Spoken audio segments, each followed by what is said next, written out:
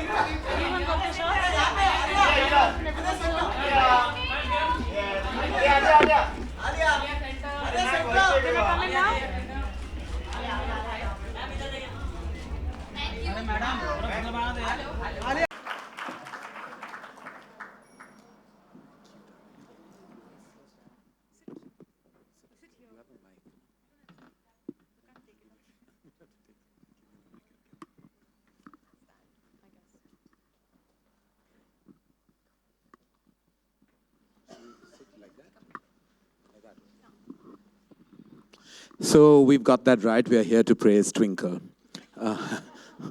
Let's just clap for her again.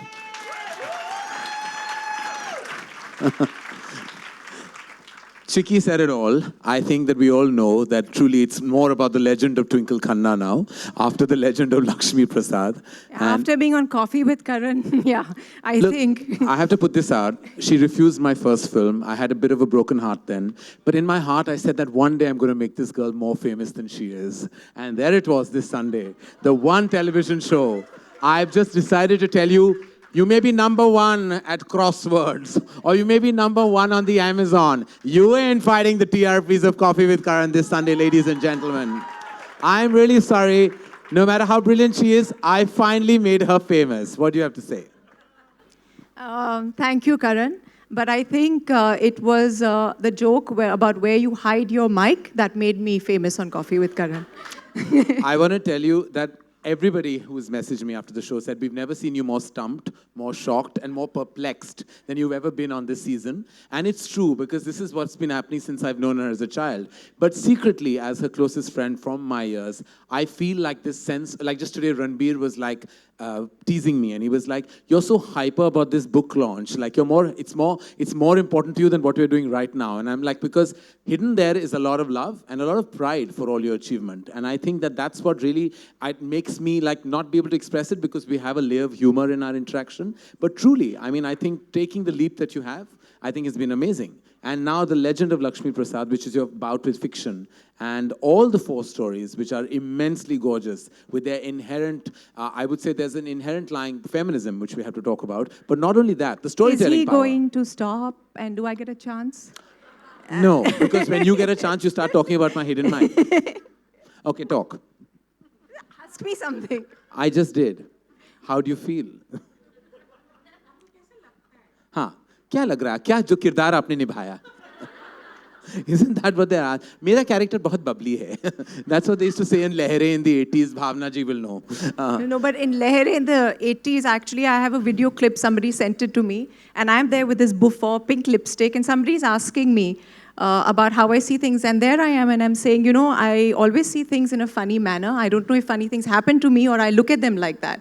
So that video is probably the origin of Funny Bones, like you're the origin of Wolverine. That is my origin video. Yeah. Right.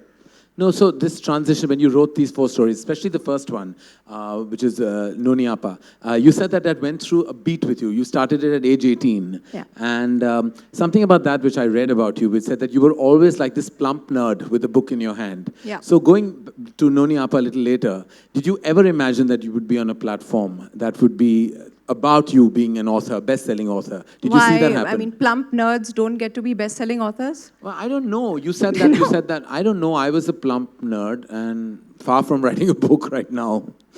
But yeah. So I think that this is to everyone. You know, we grow up and we need to conform to society to fit in. And my granny would always be moaning about the fact that, you know, I'm wearing dal-stained jeans, or I don't brush my hair, and I should go on. And my mother was always trying to put me on a diet. And I would tell her that, you know, I don't want to fit in with this world. Why would I want to fit into a size 4 dress? Yeah. And I think that for all the oddballs and misfits out there, eventually, if you just follow your path, you will reach somewhere where no one else has, because you are uniquely meant to do something that only you can do. And what do you think about, like, what I read the book? There is this underlying, like, you know, feminism, deep feminism that runs through all 4 characters. Is that intentional? So basically, after reading the book, even a lot of journalists came to me and they said, you know, with great trepidation, they asked me, are you a feminist? Almost like they were asking me, are you a Satanist or a Justin Bieber fan? But feminism is basically about wanting equal opportunities. And anybody who says that they are not and they don't believe in feminism are idiots, is what I would like to say. So, and there's my friend Nanu. We have fights for feminism, about feminism, and I think that it's very simple. Women are trying very hard to find their place in the world, which should have been theirs anyway. But unfortunately, men had the keys, they locked us in the cage, and now we are finding ways to wiggle out. And what a way to wiggle out. So tell us about your first story, which is Noni Appa. Like, you went through beats to reach that final narrative. So Salam Noni Appa is thanks to my grandmother, who dragged me to Jamaat Khanas my whole life, which she doesn't take me anymore because she claims that I can't do this Shajo Didar properly. I don't know what that is, but now she's ashamed of me. And it's a story I've been trying to write since I was 18, and I wrote it 3 times in 3 different versions. First, the protagonist was an 18-year-old girl, and then I wrote it again at 40 when the protagonist was 40, and now finally, the protagonist is Noni Appa, who's 68, and she finds love in the winter of her life. And that is what it is. And we, of course, would love to read a passage from that. Yes. And we have, of course, the best actor of our industry, and ever, who I'm a huge fan of, and who better than her to read a passage from this wonderful short story. Ladies and gentlemen, please welcome none other than Shabana Azmi.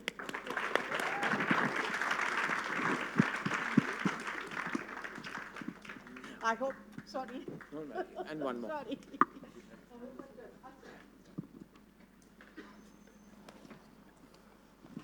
Do you want to say something about it before I read? Would you like to? No, just a little bit. Give them a... So Salam Noni Appa is about 2 sisters. They are Ismaili sisters. One is 68, one is 2-3 years younger. And the thing about sisters is that no matter how old you get, that banter between sisters and teasing each other doesn't seem to go. So when you're with your sister, you behave like you're 12 and 14, no matter how old you get. And this is a story, and the part that Shabana ji is about to read is about when the daughter comes back from London and she meets her mother and her aunt, and this is the conversation that they have. In the first week of January, Malika came to visit Noni Appa from London. She got her mother and aunt a suitcase filled with imported goodies: chocolates, perfume, hair dye, and of course, the one thing that every Indian woman pesters her NRI relatives for: undergarments from Marks and Spencer. Binny eagerly took the coveted items from Malika and dramatically declared, "These British are really third-rate people. I tell you, their only saving grace lies in their first-rate bras. Their balcony-style Marks and Sparks give such good support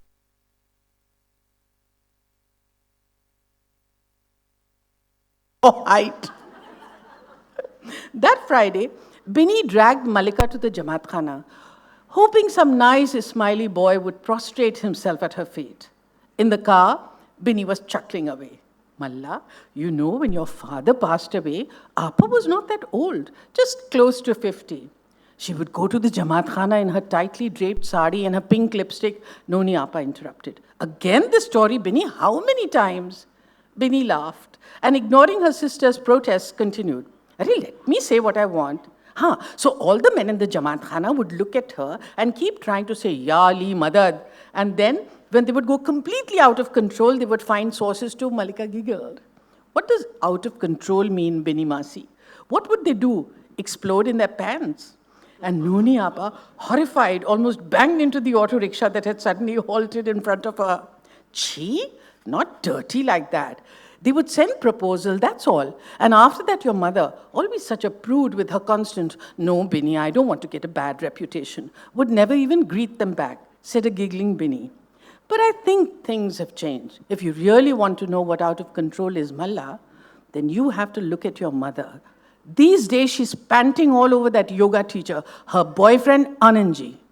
And imitating her sister with a wobbly falsetto voice, Binny continued, "Anandji, have a whiskey today. The weather is perfect for it." Turning that poor vegetarian Guju Bhai to an alcoholic, that also on my whiskey. Malika exclaimed, "Mom, you didn't tell me all this." Noni Appa, wanting to strangle her sister, said, "Ya Ali, it's nothing like that. Yes, I offered him a drink, and so sometimes he has one now when we play. Your Marcy hates cards, so what should I do? Just keep playing by myself?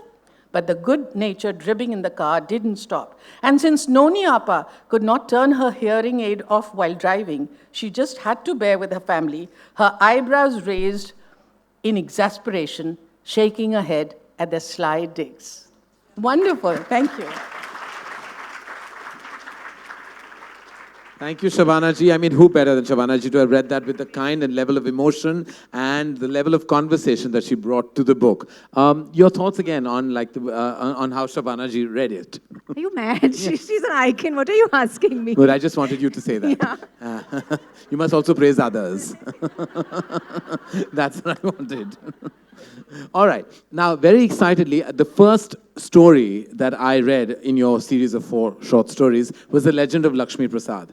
I remember reading it, and very secretly, I felt like there's a film here as well. Like, I felt very strongly as a filmmaker, which is something that we never really spoke about. But I felt very strongly because it was a story of triumph. It was a story of progression. It was a story of a young girl really fulfilling her dreams in the best possible manner. It had all, in those pages, number of pages, and I know God knows we take so long to tell a story sometimes. Sometimes there are screenplays that can meander and go on. But you went through every beat, from triumph to emotion to rage to overcoming it to everything. I mean, all of that in a short span of the story. To me, it was one of the best of the series. What do you have to say? It was a story that when I was writing The Legend of Lakshmi Prasad, halfway through I started feeling that my editor will murder me. She'll say, it's not your Mrs. Funnybones voice, which is apparently some, I don't know, it's like I'm possessed by this ghost that goes on. But, and I wanted to give it up, but I finished it and I sent it to her. And as luck would have it, she said, it's perfect. And then the story that I actually sent her, which I thought was perfect, and I said, I've nailed it. She said, you've nailed it so many times that it's full of holes. And she sent it back to me to redo. So that is what happens when you write. You actually don't know what you end up with. The Legend of Lakshmi Prasad is a story of a simple village girl who saves her community and the women in her community by a radical idea. And that's basically the core. Well, very, very happily and excitedly, we have someone who's had a journey of her own to read a passage from The Legend of Lakshmi Prasad, from not knowing who the president of the country is to emerging as the strongest voice as a female actor of her generation. I was trying to give you a dramatic introduction, Alia. She just broke it. I want to interrupt him. Since he's asked you this about the president, Karan, I want to ask you something. Can you please tell me what is a full form? I'll pay you 500 and 1,000 rupees. Just shut up. Just tell me, what is a full form of MNS?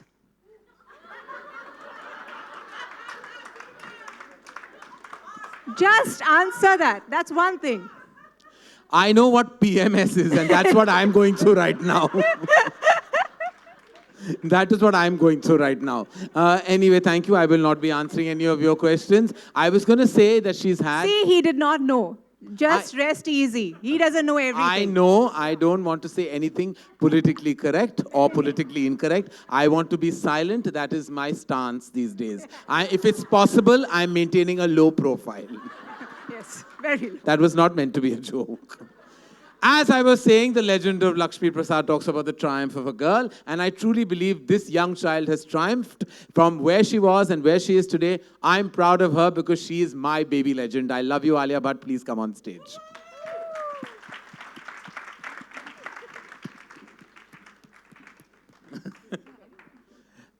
Poor Ranbir and Alia, they have to read after Shabana Azmi. It's not fair. There should be a disclaimer. Yes, there should be a disclaimer that I'm terribly nervous. I don't think I was so nervous before giving my first shot for my first film. Karan. Yeah. No, I I know. The heart is beating feel very you. fast. Dup, dup, dup, dup. But I just want to say thank you for having me here. It's a very intelligent room. And a very wise room. I'm going to try and read very well. Bijendra Prasad was very fond of his little daughter. He always told her that she reminded him of her grandmother. They had the same narrow hands and long face, the gap between the tip of the nose and the lips disproportionately large, but pleasing all the same. On balmy afternoons, he would sit with her after lunch and tell her stories from the Ramayana.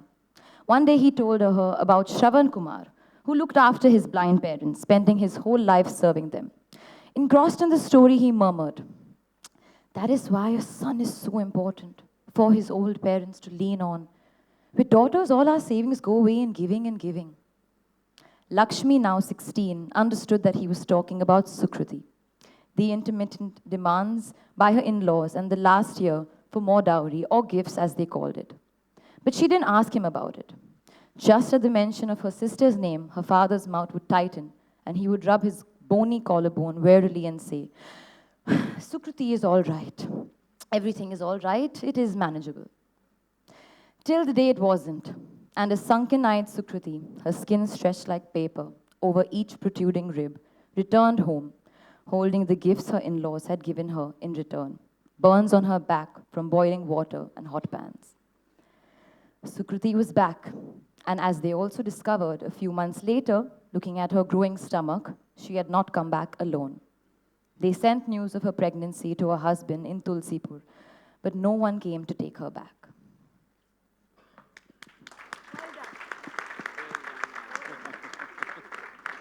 Well done, Alia. Thank you very much.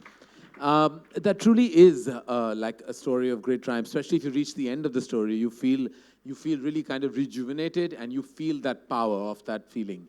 And I think that was the most special part of for me, that the feeling I got right at the end of the story. Now, we talk about The Sanitary Man, which of course, there's so much conversation about it by virtue of its title and also of the journey.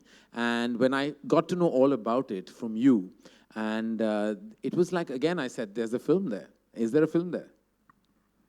Perhaps. All right, because It's a again... non-committal answer, perhaps. All right, perhaps we'll do it. But what was your experience of how you discovered this story? So The Sanitary Man is based on Muruganatham Arunachalam. I call him Muruga because my tongue trips over his name, and also because he's a friend now. He is the inventor of the low-cost sanitary pad-making machine, and he works tirelessly to dispel taboos about menstruation, and he's a very funny guy. He has these one-liners. He doesn't take himself very seriously or his work in that manner where there's a certain whimsy about him. And I discovered him. I was doing some research for a column on menstruation, and I stumbled upon his story, and immediately it gripped me. This was something that the world needed to know.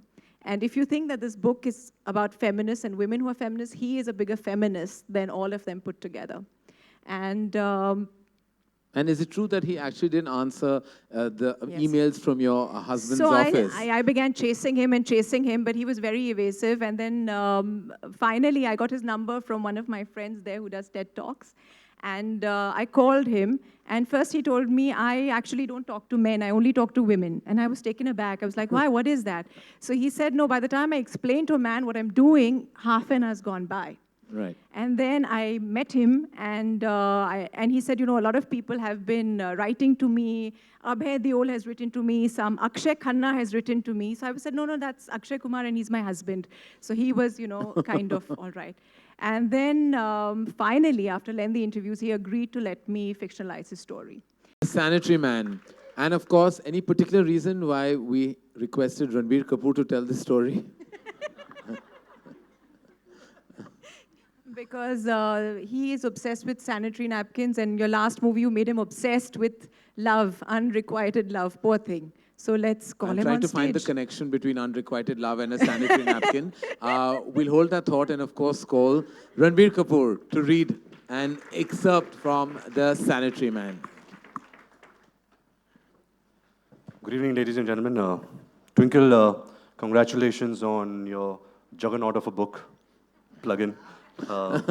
Juggernaut of a book. When I was asked to read a passage from the book, I was really excited, and I messaged Twinkle saying that I'll bring my bestest English. And Pat came a reply saying that, "Don't worry, his English is as bad as yours. So just come and read." So I'm asked to read a passage from The Sanitary Man and a Sacred Land. But before that, I just want to read something which is on the third page of the book, which goes like, "For Akshay, each time there is a power cut, you, my friend, always have a flashlight handy."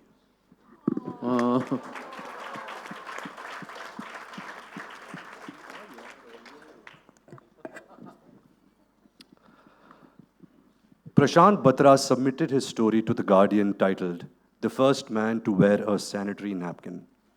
It was a 4-page article chronicling Bablu Kewat's journey from Mohana to Indore. And with that, troops of ruddy-faced journalists wielding straw hats and bottled water, along with the dictaphones, began descending on Bablu Kewat's workshop from all over the world. The Times of India was the first Indian newspaper to feature Bablu Kewat and his unique invention.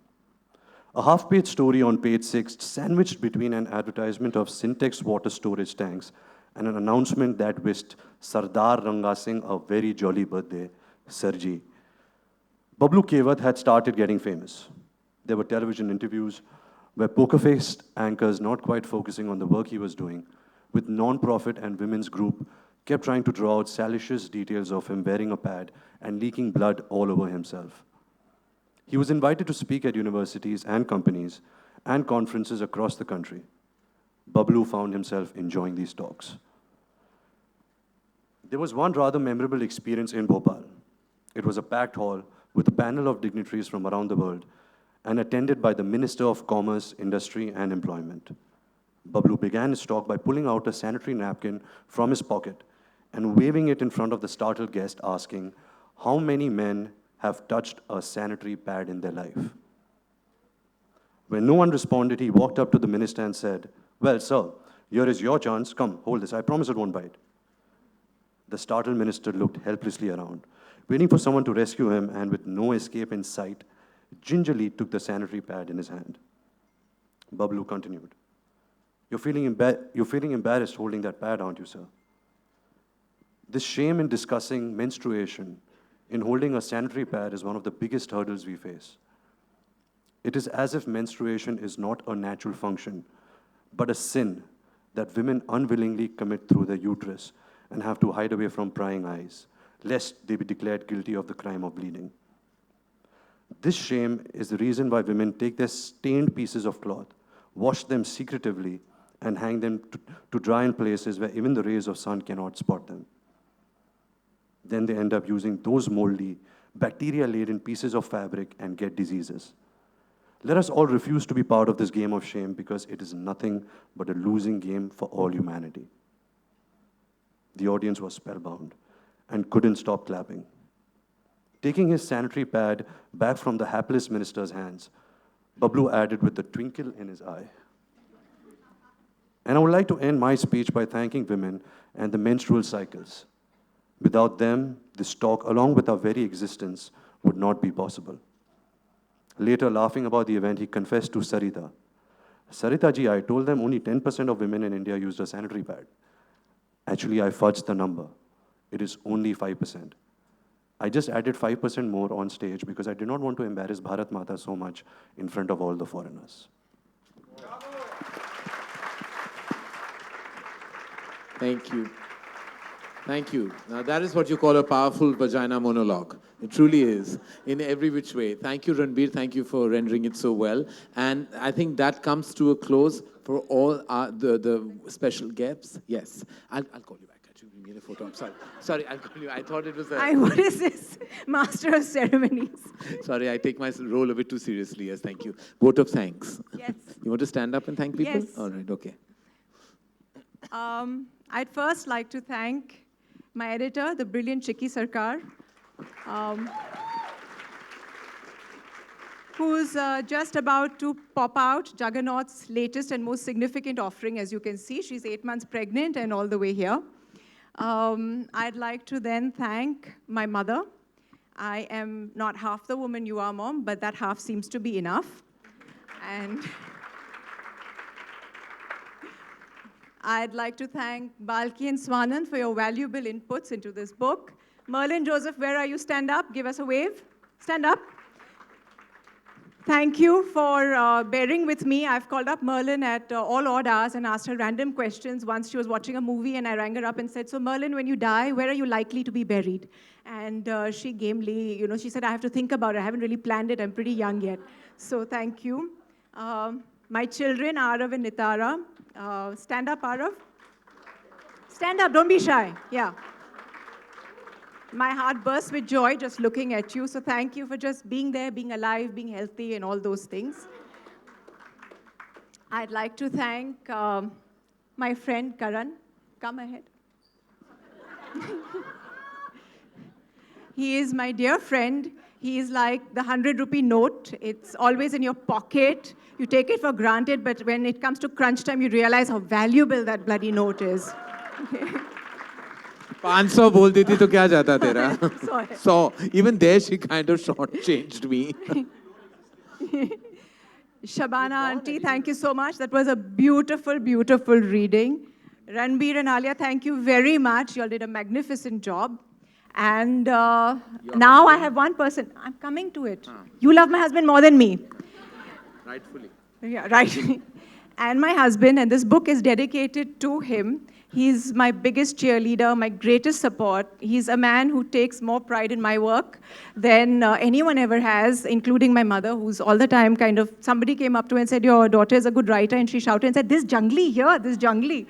So I'm really fortunate to have this man with me, and like Noni Appa and Anandji, I hope we continue playing rummy for the rest of our life together. Yeah. Thank you to all my friends, my family, all, everyone back there. And this means the world to me that you're all here. And I'm thrilled. Thank you. And because we need the photo op, we would like the readers to please join us on stage, because that's more critical than her vote of thanks. And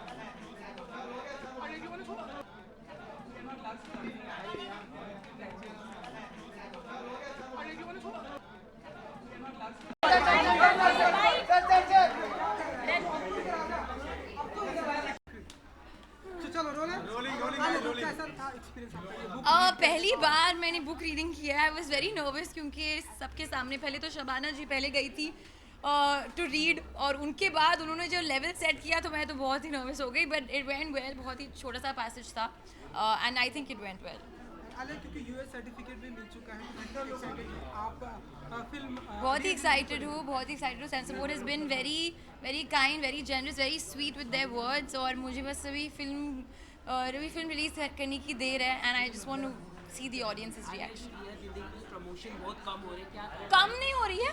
मैं Singapore में shooting कर रही थी और अभी वापस आई हूँ, तो अभी शुरू हुआ। I think yesterday was the first day. Today मैं एक डांस शो पे गई थी, कल इंटरव्यूज होगा, so we'll do all the little things.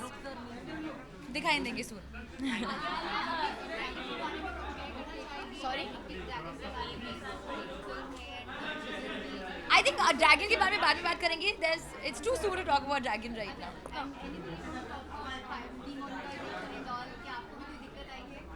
मुझे कोई दिक्कत नहीं आई है, so I am safe.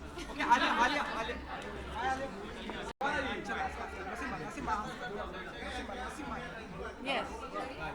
Yeah.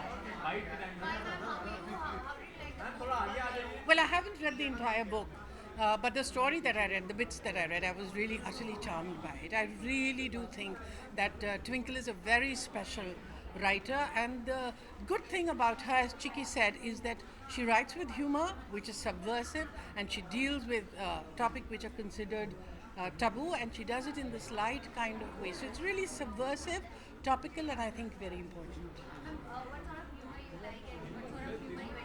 I like all kinds of humor. I don't like anything that is vulgar.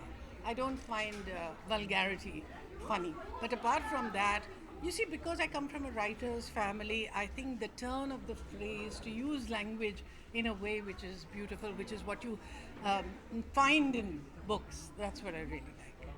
Thank you. Reading that side. Reading that side. चलो चलो start. Rolling. Who's asking me the question? The pretty face? किताब अभी तक पढ़ी नहीं है. I need to sit here. अभी तक किताब पढ़ी नहीं है लेकिन ज़रूर पढ़ूंगी. But knowing Twinkle, I'm sure it's going to be a fantastic book. Twinkle, Shrishti, my sister-in-law की best friend रही है बहुत सालों से.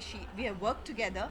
और जो वो लिखती हैं, जो वो है बहुत सालों के बाद, this is how Twinkle is, this is how we've known her, and she's just being herself, and she's always had these stories inside her, so I'm not even a little bit surprised about the books she's writing, and I wish her all the best, and I'm really, really happy for her. Sorry? My humor is, I like dark humor. Yeah.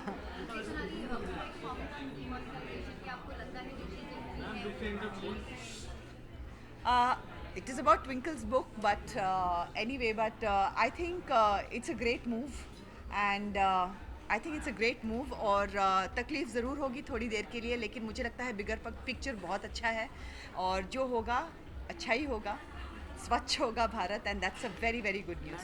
आपको कोई दिक्कतें आई हाल ही में? Of course, credit card ज़्यादा use करना पड़ रहा है, ज़रूर थोड़ी दिक्कतें आ रही हैं, लेकिन आई थिंक ये छोटी है दिक्कतें इस हिसाब से देखा जाए कि बिगर पिक्चर बहुत अच्छा है. हैविंग सेड दैट, हम लोग लकी हैं और हेल्प है. आई एम श्योर और लोग हैं जिनको ज़्यादा दिक्कतें आ रही हैं, but I am sure it will pass. Thank you. Sorry. जी. What? How are you making her walk? Leave her. Rolling.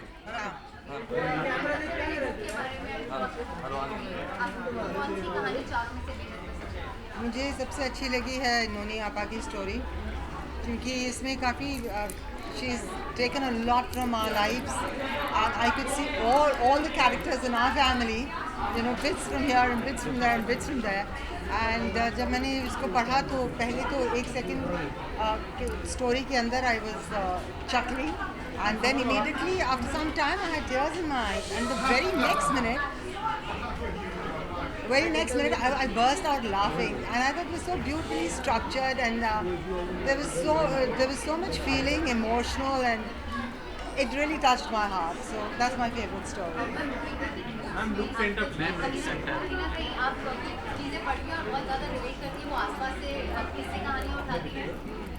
भैया उसके सामने कुछ करना तो खतरे से खाली नहीं है. अगर मैंने कुछ बोल दिया या मैंने कुछ कर दिया तो मुझे पता है कि ये छपने वाला है या आने वाला है, तो बहुत संभल के काम करना पड़ता है.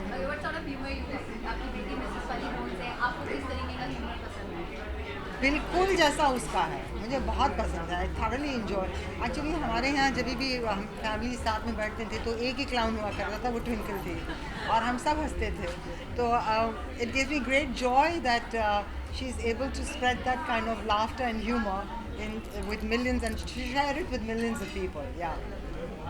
Thank you very much. Thank you.